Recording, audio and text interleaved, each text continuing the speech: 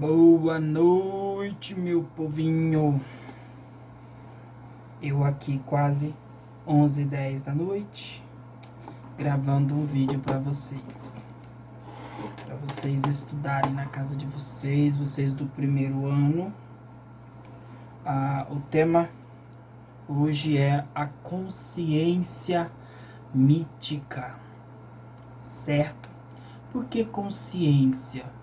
Porque é o momento em que é a mentalidade da pessoa que se torna mítica.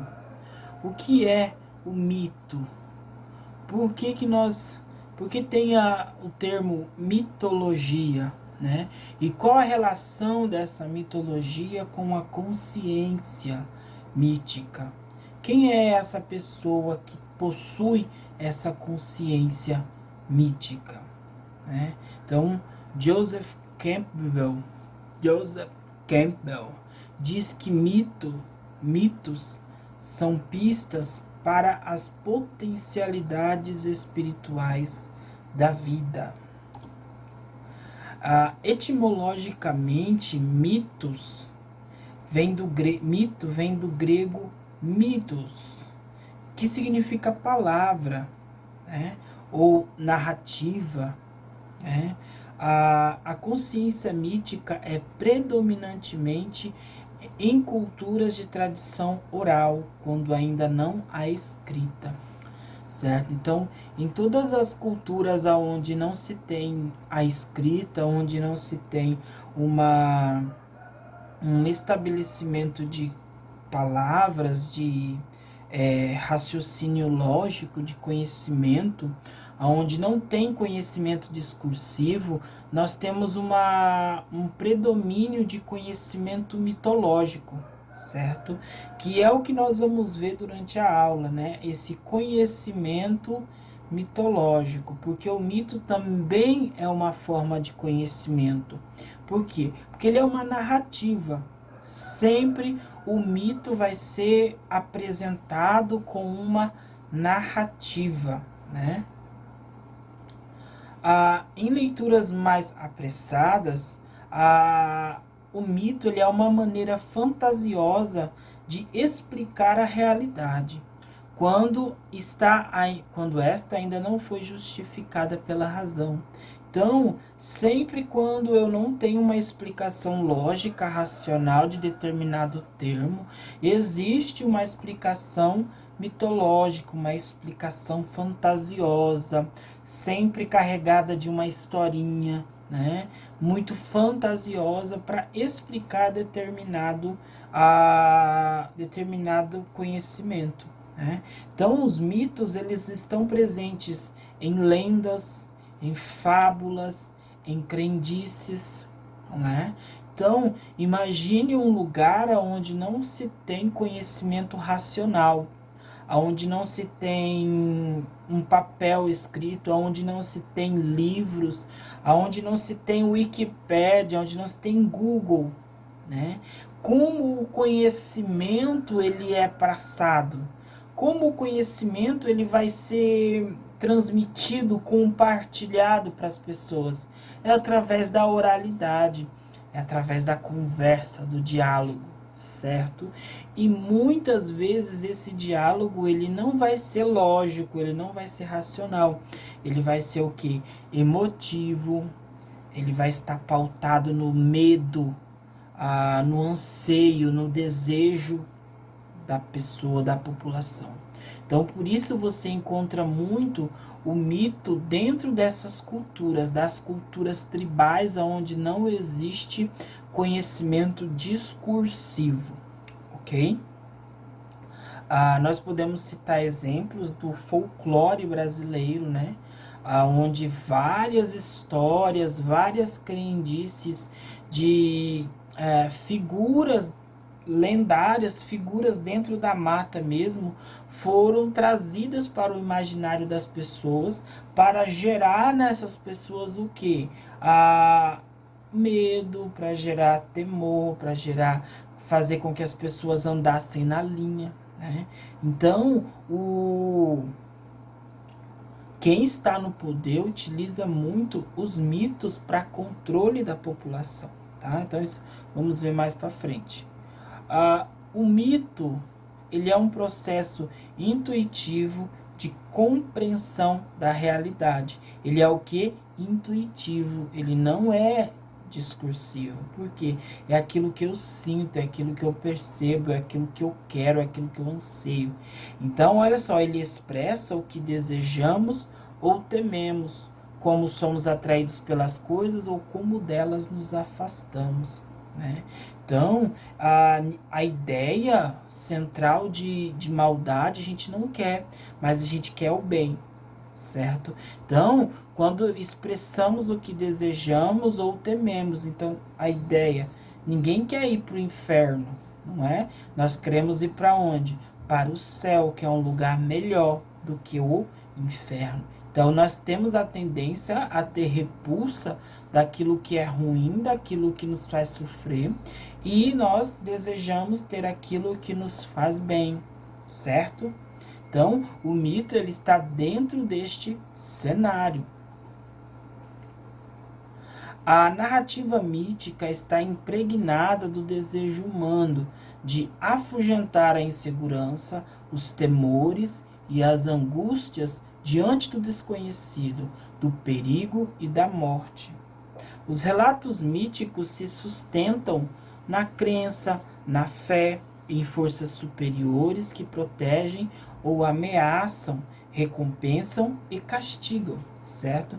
Então, essa narrativa mítica, ela sempre vai estar dentro da narrativa da fé, né? Porque as pessoas, elas não têm conhecimento de tudo, como eu falei na primeira aula, né? A gente não conhece 1/3 de tudo que está à nossa volta. Então, o ser humano, ele se apega a essa narrativa de fé. Para quê? Para poder conseguir caminhar a sua vida, certo? Nesse sentido aqui, em todas as sociedades, você vai ver o mito sempre carregado de muita narrativa da fé, beleza? Então, nisso, você já pega lá o criacionismo, né? O criacionismo, ele existe em toda cultura que você vai haver uma história de como o mundo foi criado e de como as pessoas, os animais, as plantas, tudo que está ao nosso redor foi criado, né?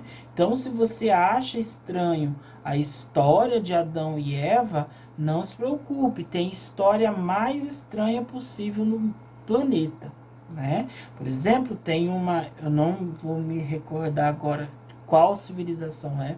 Mas tem uma civilização que veio um ser, botou um ovo, o ser humano nasceu de dentro deste ovo,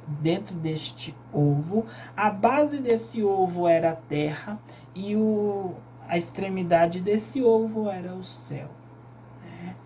Então, o criacionismo não é só uma teoria cristã, certo? Ela está presente em todas as culturas. Vai ter lá uma história para contar como surgiu o ser humano, como surgiu a vida no planeta inteiro, beleza? Então, esses são os mitos, né? Explicando a realidade de uma maneira fantasiosa, né? Como tem também o mito do nascer e o pôr do sol, né? Não vou contar ele porque eu não lembro direito, né? Eu vou fazer um vídeo comentando de relatos de mitos folclóricos brasileiros, né? Daí vocês, depois que terminar isso aqui, depois do final da aula, vocês dão uma passadinha lá para assistir, né? O que vai ser isso? São relatos folclóricos, né? Do folclore brasileiro no geral, tá? Que eles estão inseridos dentro deste contexto de mito, de conhecimento mitológico, né? Tentando explicar a realidade com uma historinha. E claro, para tentar controlar as pessoas. Qual que é a função do mito? É fixar os modelos exemplares de todos os ritos e de todas as atividades humanas significativas, tipo alimentação, a caça, a mudança de status, nascimento e casamento. Então, o ritual, ele está presente na nossa vida no geral. Ritual não é um ritual religioso. Qualquer coisa que você faz rotineira, que tem algum significado para você, é considerado ritual. Tá? Então você pode não ser uma pessoa religiosa, mas alguma dessas coisas que eu vou falar aqui, você faz. Como, por exemplo, se você tem um filho, você vai lá no cartório e registra ele. Isso já é o quê? Já é um ritual, porque na igreja, nas religiões, você tem o batismo. E quando um povo mais antigo, quando se batizava a criança, era porque você estava dando um nome para essa criança, dizendo que você é o pai, que você é a mãe daquela criança, né? Então, as religiões, elas colocam a criança para, digamos, apresentar aquela criança a um ser superior, mas na verdade, para a sociedade, o batismo é o quê? É o pai e a mãe darem um nome àquela criança, certo? Então, quando você vai no cartório registrar o seu filho, você está fazendo o quê? Um ritual, tá? Quando você se casa, você também está fazendo um ritual, porque tem toda uma liturgia, tem toda uma história ali. Você não chega, simplesmente coloca o nome e bota uma aliança, né? A aliança, o assinado, o papel já é um ritual, né? O velório é um ritual. Em algumas culturas, enquanto o velório não termina, aquela pessoa não descansa, certo? Na mentalidade das pessoas ali daquela tribo, daquela cultura, enquanto enquanto não acontecer um ritual fúnebre, aquela pessoa não deixou o plano dos vivos para os mortos, né?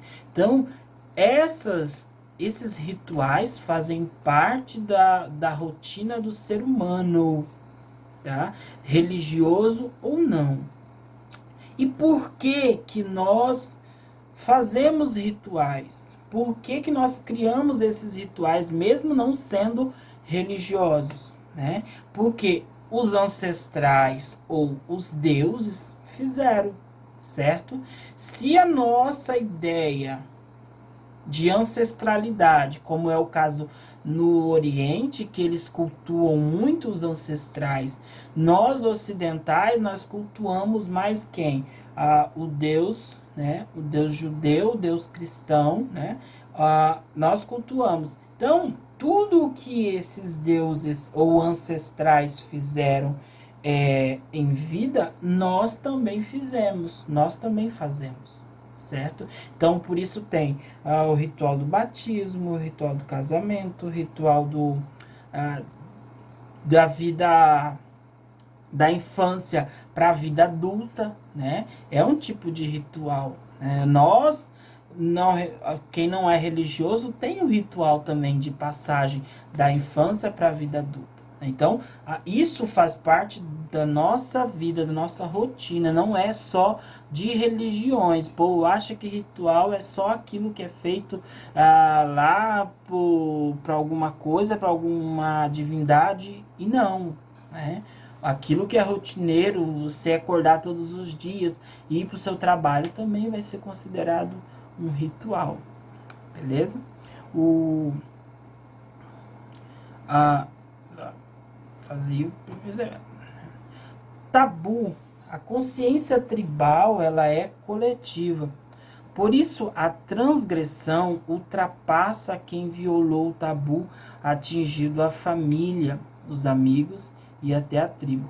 O que é tabu? Geralmente, um assunto tabu é aquele assunto que não se pode falar, não se pode nem pensar sobre isso, e não se pode fazer, tá? Em todas as culturas existem coisas que não se deve fazer, né? A, as sociedades atribuem isso a leis, às normas. Tem coisas dentro da sociedade que não se pode fazer. Se você cometer, ou você vai ser preso, ou você vai ser condenado à morte, ou você vai ser condenado a pagar serviço comunitário em algumas sociedades, em alguns grupos sociais, certo? Mas dentro dessas sociedades mais tribais, o tabu ele era considerado uma coisa que, assim, não toque, certo? De separação daquela pessoa com relação às demais, entendeu?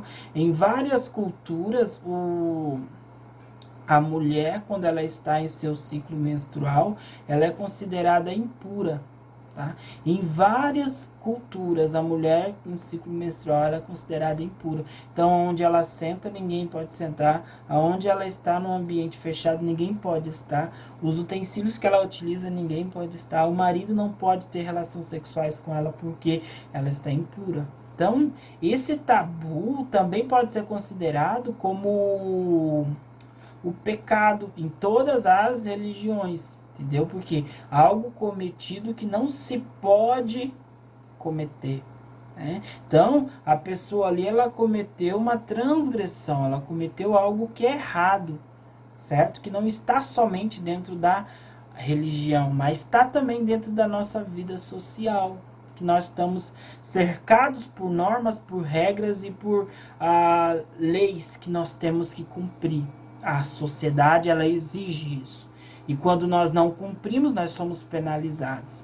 Dentro das culturas tribais, quando uma pessoa transgride um tabu, ela precisa passar por rituais de purificação, rituais para que essa pessoa possa ser novamente reinserida à sociedade. Né? Na sociedade não religiosa é o quê? Cadeia e qualquer outra coisa que possa, de alguma forma, trazer essa pessoa novamente para a sociedade. Tabu significa proibição, interdito, aquilo que não se pode fazer de maneira alguma. E que entre os povos tribais assume o caráter de sagrado. Então, se tu comete alguma coisa dentro das tribos, dentro de alguma sociedade que considera determinada coisa sagrado, né, tu tá lascado. Esses rituais de purificação, eles visam reparar os danos ou males que advêm da violação de um determinado tabu. Né? Daí vai o que? Abster-se de alimentos, retirar-se para local isolado, submeter-se a cerimônias de ablução, em que se lava o corpo, parte dele.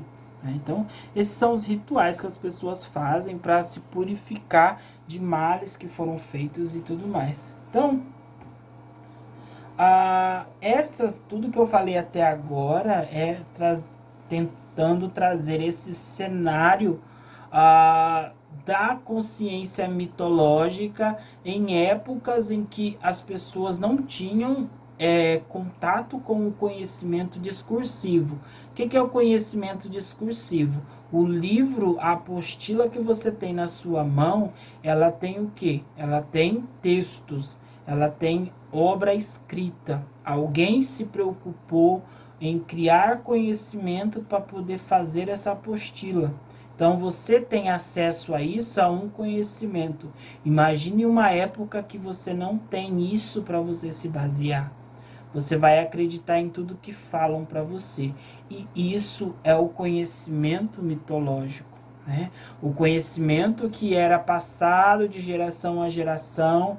As pessoas não tinham uma resposta racional e lógica, mas tinham a resposta da pessoa de autoridade daquele local, certo? Então, as teorias que nós podemos falar em relação ao mito é essas, né? Que a consciência mitológica é uma situação da mente da pessoa que está condicionada àquela rotina de acreditar em tudo que se é dito, acreditar na narrativa, né? E não ir em busca de uma resposta mais lógica e racional. Beleza? Teorias sobre o mito. Sigmund Freud e Carl Jung dizem que o mito é como um revelador do sonho, da fantasia, dos desejos mais profundos do ser humano, ou por uma análise estruturalista que busca uma estrutura básica que explica os mais diversos mitos. Mó viajada deles, né? As características, a constante intervenção dos deuses, né? Características dos mitos. Ora para auxiliar o protegido, ora para perseguir o inimigo. O indivíduo é preso do destino. Ele não busca a sua liberdade pessoal, mas sim feitos extraordinários. Então, dentro do mito, essas são as características. Existe muita intervenção das divindades em relação às pessoas. Né? Dentro da mitologia grega, quando se cria o mundo, os deuses eles vêm para a Terra e passam a habitar junto com os seres humanos. Como os deuses eles criaram os seres humanos parecidos com eles passaram o quê? A ter relação sexual com os seres humanos. E isso fez com que os seres humanos fossem mais parecidos com eles. Por quê? Aí entrou a maldade no ser humano, certo? Tanto da mitologia grega como as outras mitologias também tem o que? Esse contato entre as divindades e os seres humanos, certo? Então, isso gerou a maldade dentro do ser humano, né? Então, essa embate entre os deuses e os seres humanos já é muito tempo, está dentro das próprias civilizações, dentro do criacionismo humano, porque em toda civilização tem uma história de criação. Beleza? Então essa relação ela tá tanto para o bem como para o mal. Por quê? Porque as pessoas ela têm a ideia de que se tá bom, né, é porque os deuses estão de boa contigo. Se está ruim, é porque os deuses estão meio revoltados. Ou você não está fazendo as coisas direito. Então você tem o quê? Que correr atrás para resolver a sua vida. Beleza? Mas essa que eu estou falando aqui é a visão mitológica das coisas, né? A consciência mítica. Você não analisa o racional, você não analisa o que está acontecendo à sua volta.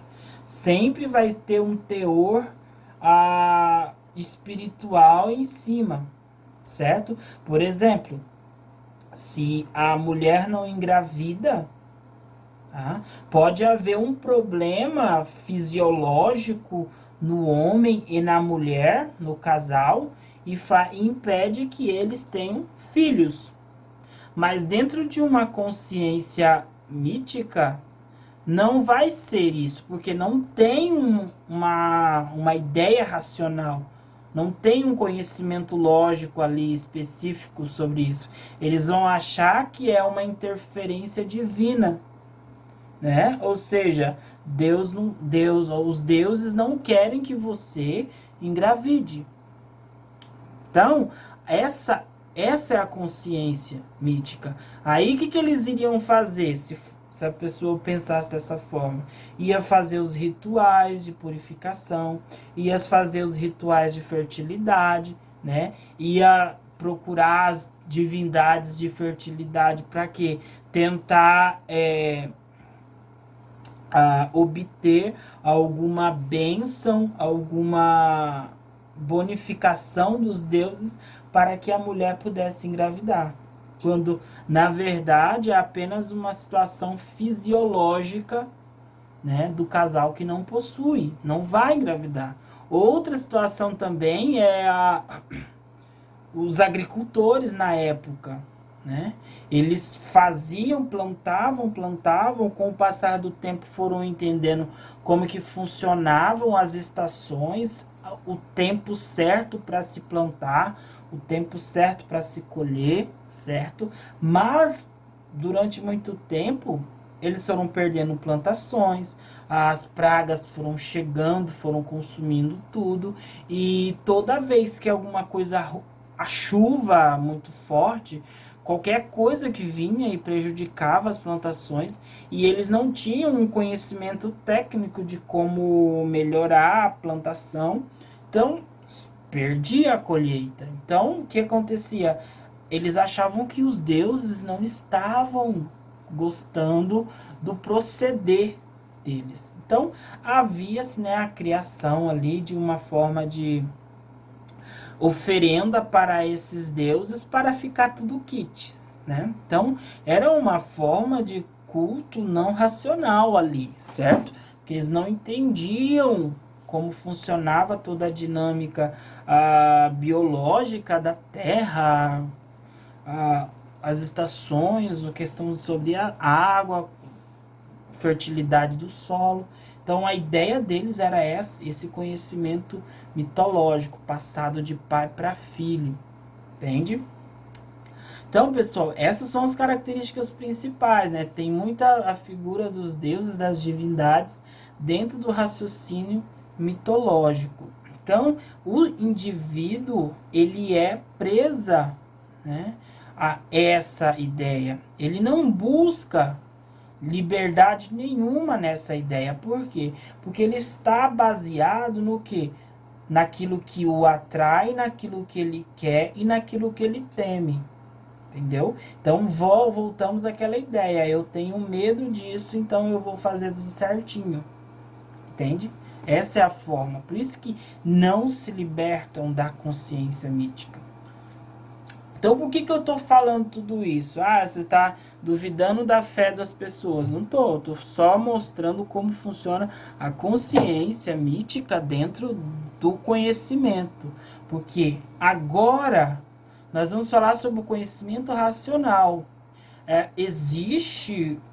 Pode haver o conciliamento do conhecimento mítico para com o conhecimento racional. O conhecimento mítico, ele foi deixado de lado, ele entrou em desuso, né?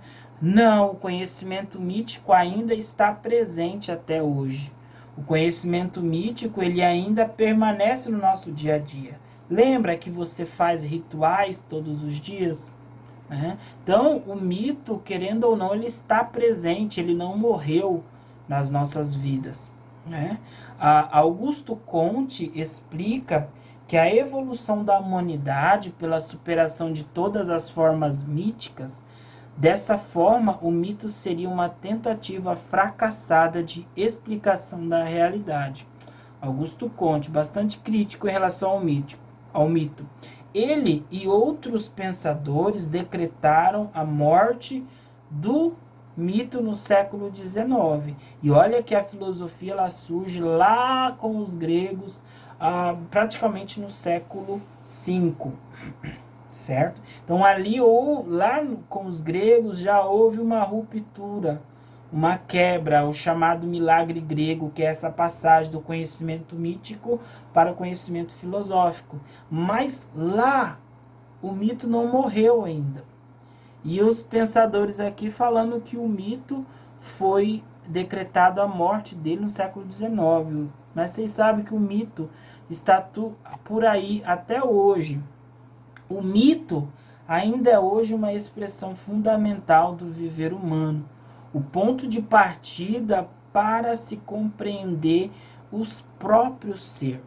O mito se mantém no cinema, nas histórias em quadrinhos, nos videogames, no culto das celebridades, na política, nas artes em geral e no nosso próprio conhecimento, no nosso próprio cotidiano, certo? Quem nunca tomou xarope para a tosse que a avó faz? Quem nunca tomou o chazinho? Certo? Aquele chá lá que ninguém sabe o que tem, mete um monte de folha lá dentro, soca lá e bota água e a pessoa bebe, né? Aquele leite com a folha de canela, gente, aquela coisa mais horrível do mundo. E as pessoas bebem porque acham que vão ser curadas, acham que a dor vai passar, né? Aquela água de batata doce, pega a folha da batata doce, amassa na água e faz com alho, água, sal, vinagre, você toma lá para tirar a dor de dente, certo? Sabe? Tantas coisas que os antepassados, nossos avós, nossos bisavós aprenderam com os pais, e eles vão passando, e até hoje muitas famílias ainda vivem, ainda compartilham desses conhecimentos, certo? Cada família vai ter isso, né? Aquela ideia de você tomar banho na água fria estando com febre, né? Aquilo ali não tem comprovação científica que faz bem, que vai abaixar sua febre. Porque pensa, você está passando por um momento em que o seu sistema imunológico está combatendo alguma substância nociva para o seu organismo. Então, um banho gelado não vai fazer com que aquele embate acabe, certo? Vai fazer o quê? Vai diminuir a sua temperatura. Mas não quer dizer que a sua febre vai cessar. E mesmo assim, muitas pessoas socam debaixo do chuveiro na água fria para sarar da febre. Alguns saram, mas outros não, continuam com febre do mesmo jeito, certo? Então, essas ideias mitológicas desses conhecimentos ainda estão presentes até hoje, né? Vai acabar? O raciocínio lógico vai tomar conta de tudo? Talvez um dia aconteça, talvez um dia as pessoas deixem de acreditar em algo maior, em algo mais poderoso e mais forte que elas, e deixem as concepções mitológicas de lado, certo? Mas o mito, ele sempre vai estar presente no nosso dia a dia, porque o mito, ele está, volto a falar, ele está inserido dentro daquela ideia que emotiva, né? Daquela ideia que me faz bem, daquela ideia que me aproxima e de que não se separa, certo? Então, isso é o conhecimento mitológico. É o chazinho da vovó, é o abraço do pai, o abraço da mãe, né? Então, é isso que o conhecimento mitológico ele traz, certo? Mas a consciência mitológica presa, enraigada, achando que tudo é uma questão espiritual, que não te deixa fluir, essa consciência é a consciência que o conhecimento vem para quebrar, certo? Platão, ele já cria o mundo das ideias, ele traz esse mito, o mito da caverna, que está até no texto do segundo ano, não está no texto de vocês, o mito da caverna, que é o que? Ele cria o mundo das ideias platônico, ele é baseado neste mito da caverna, certo? Que é o mito da caverna. Existem homens presos no fundo de uma caverna, certo? Eles estão acorrentados ali.